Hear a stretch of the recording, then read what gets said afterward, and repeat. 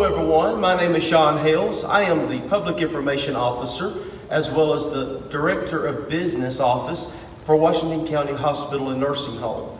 Today we are doing part 2 of a 3-part series featuring Washington County Nursing Home.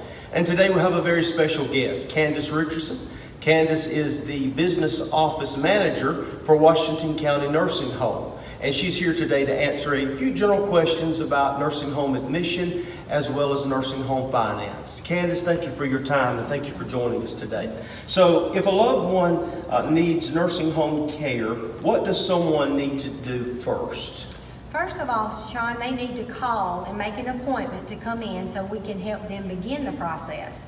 We will give them a list of paperwork that they will need. We will assist them with every step along the way. We will need to request some of their medical records from their primary care physician and possibly any specialist that they are currently using. And we would also give them a tour of the facility at that time. Good. So Candance, what are some of the options for paying for long-term nursing home care? Shawn, there are a couple different options to pay for long-term care, and I would be happy to discuss them with you in detail and help determine the best route for your unique situation. First of all, it's going to be a cash private pay, which is approximately $210 per day. The second one would be Medicaid. To qualify for Medicaid, applicants would need to meet the medical criteria, of course. Applicants must also have a monthly income and resources below a certain limit that we will talk about in more detail in a few minutes. Applicants would need to provide proof of their income, other information such as copies of their bank statements, deeds, life insurance, and complete a complete Medicaid application. If you need to apply, we will assist you with completing that application and help ensure that you have all of the correct documents. The last payment plan would be a long-term care policy. For those who have a long-term care insurance, these policies can cover different types of facilities, programs, and services. It is important to know your policy because sometimes there may be restrictions, such as using licensed facilities and programs. Typically, these plans will pay different amounts for different services. So these are just a couple of the sources of payment that we have. Okay. So Candance, let's talk a little bit more about applying for Medicaid. Okay, first of all, Shawn, the Medicaid current income limit is $2,742 per month for an individual. Examples of income are Social Security benefits, retirement, veterans benefits, and private pensions. If you are applying for Medicaid in the nursing home and have an income greater than allowed, you will have the option of establishing a qualifying income trust, which is called a QIT. This trust allows Medicaid to disregard the amount of income that is over the limit for the purpose of determining Medicaid eligibility.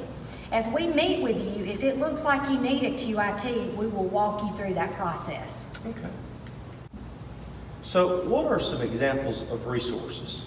Some of the examples of resources are going to be like cash surrender value of life insurance when the face value exceeds $5,000, checking and saving balances, mutual funds, real estate, stocks and bonds, certificates of deposits, and annuities. The resource limit is $2,000 for an individual, but there are different rules when it is a couple. So Candance, give me some examples of things that are not counted as resources.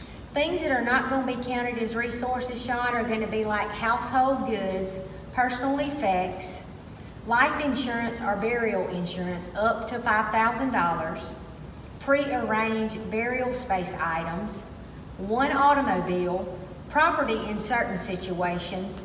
However, Medicaid may require a lien in some of these situations. If the individual intends to return home from the medical institution, a bona fide effect being made to sell the property, if a spouse or a other dependent relative or joint owner is living on the property, and last, if the property interest is a life estate. That's just a couple of the things. So Candance, what are some final tips for our viewers?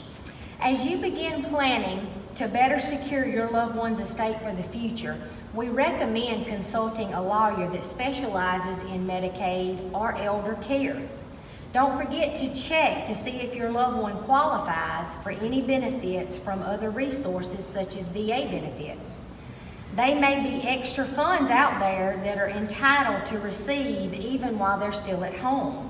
Medicaid has a 5-year look-back period. We would like to help you understand if the person or their spouse transfers any assets for less than fair market value during that 5-year look-back period, it could affect their eligibility for Medicaid. We are here to help you and answer any questions you may have about our nursing home. Thank you. Thank you for your time. I appreciate it. And thank you for your time. And we hope that you'll go back and look at part 1 with Jackie Giles, the Washington County Nursing Home Director of Nursing. And part 3 is upcoming, where we'll have special guest Jordan Brown, and she'll be talking to us about nursing home activities. Thank you for your time, and be looking for our upcoming video.